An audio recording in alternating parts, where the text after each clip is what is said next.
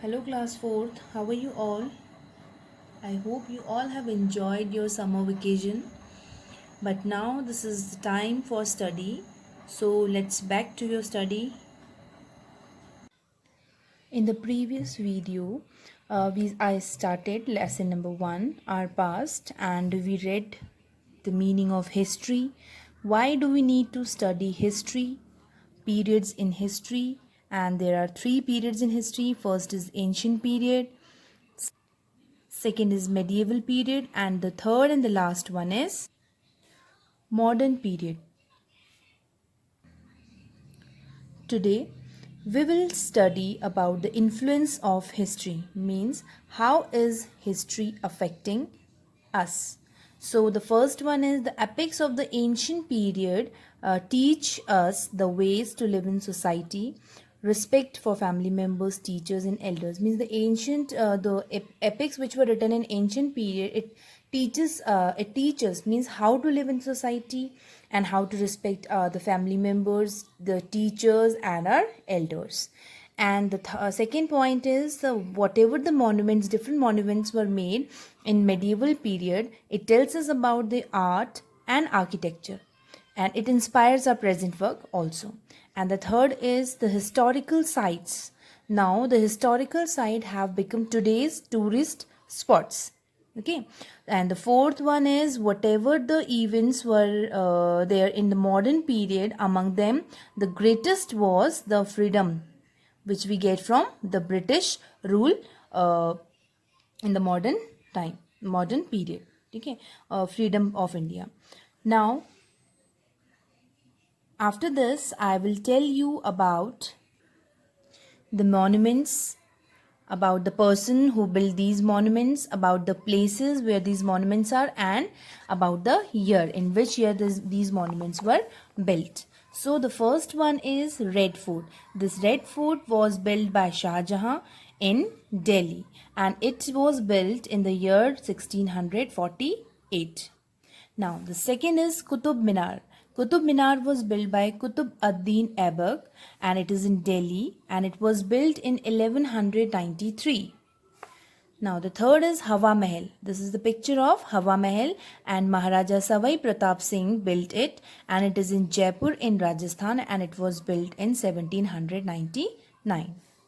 The fourth one is Gol Gumbaj. This is Gol Gumbaj, and Yakut of Dabul built it. He was a designer, and it is in Bijapur, Karnataka, and it was built in 1656.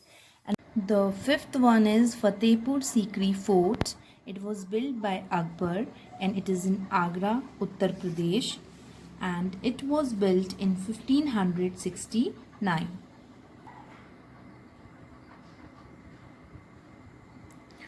Now, sources of history.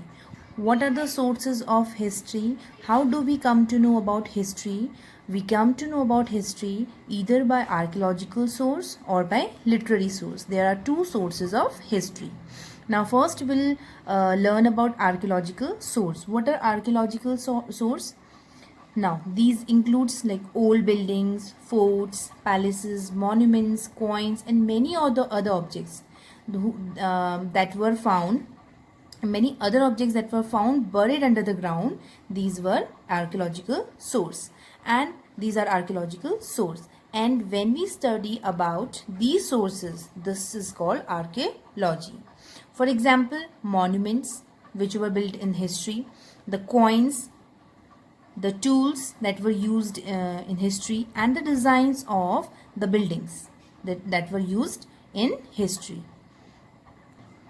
Like you can see the pictures also, coins of earlier time of history, the old earthen pots, paintings on a cave wall. These are of history.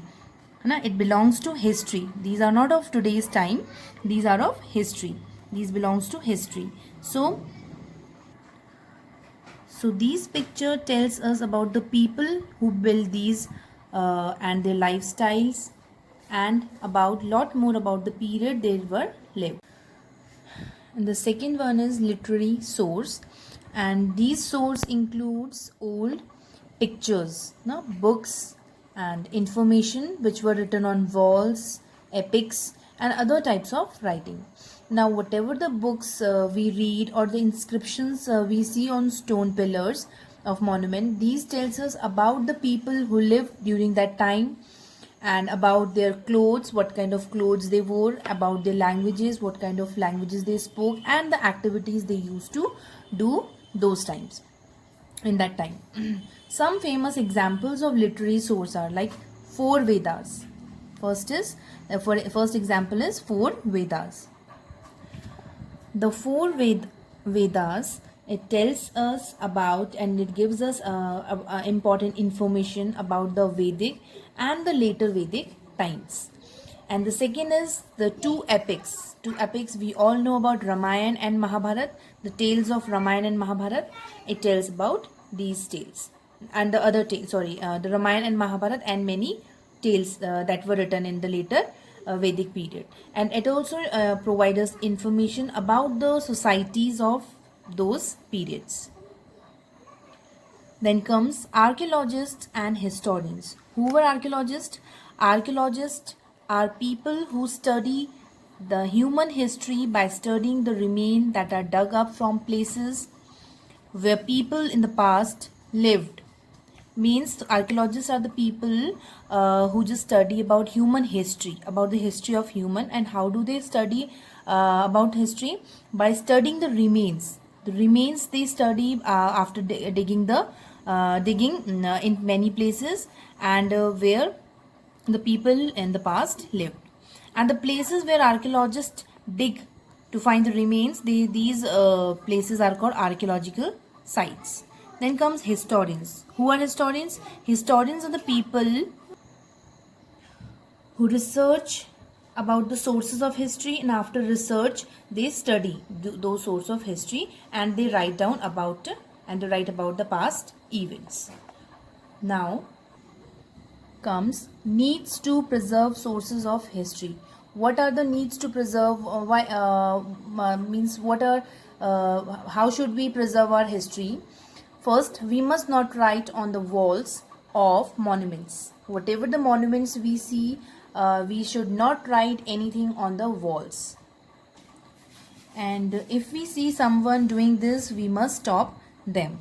Second is, we must maintain cleanliness around these places. Whenever we go to these places, we must take care of the cleanliness around these monuments. And the third is, we must never we should not touch the items which are displayed in museum, or we should not play with it. Now we have completed this lesson today, and if you have any queries regarding this lesson or the topics we discussed today, you can mail me and ask your queries. And now you have to do the work which I'll give you today in your fair notebook in neat and good handwriting. So this much for today. Thank you.